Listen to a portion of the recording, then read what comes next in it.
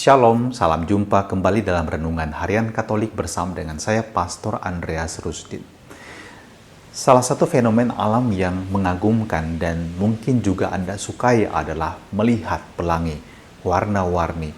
Dan waktu kita masih kecil, kita menyanyikan lagu Pelangi, Pelangi, alangkah indahmu. Dan di balik keindahan tersebut kita juga tahu, kita hanya melihat pelangi setelah hujan berakhir. Dan ini sebenarnya bisa kita petik. Juga dalam hidup kita demikian. Kita baru bisa melihat keindahan dari apa yang kita jalani ketika kita telah melalui tahap-tahap yang sulit dalam kehidupan kita. Tapi satu hal yang pasti adalah bahwa pelangi tersebut mengingatkan kita juga akan kesetiaan Tuhan yang tidak pernah berlalu dalam kehidupan kita.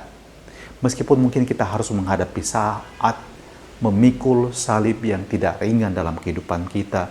Mungkin Anda berhadapan dengan masalah keluarga, mungkin Anda berhadapan dengan masalah pekerjaan, juga mungkin dalam masalah karya.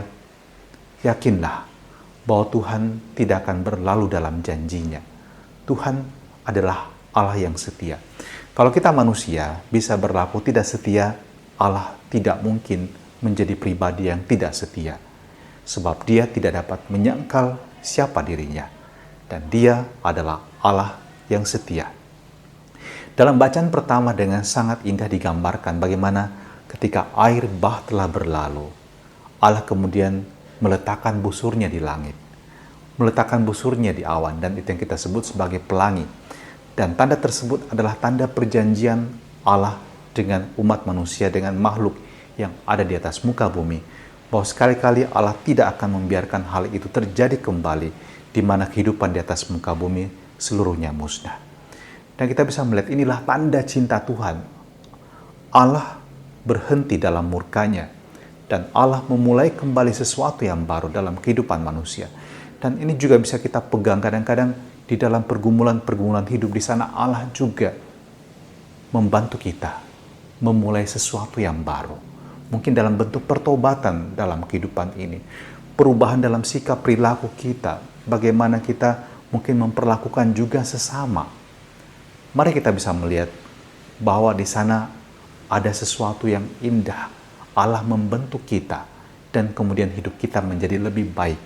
Kita menjadi lebih kuat. Kita menjadi lebih tangguh. Dan kita juga bisa melihat busur di langit ini. Itu bisa kita bandingkan dengan tanda salib, di mana kita melihat sebenarnya pada salib tersebut tanda kemuliaan Allah. Allah mengadakan perjanjian baru dengan kita manusia dengan darah Yesus putranya yang ditumpahkan di kayu salib. Dan salib yang agung ini tidak pernah ada tanpa Yesus melalui salib yang begitu berat dan wafat di sana. Kita bisa melihat di sana juga Allah menjanjikan kemuliaan setelah penderitaan. Maka mungkin sabda ini akan menguatkan kita bahwa jangan kita berhenti dan menyerah.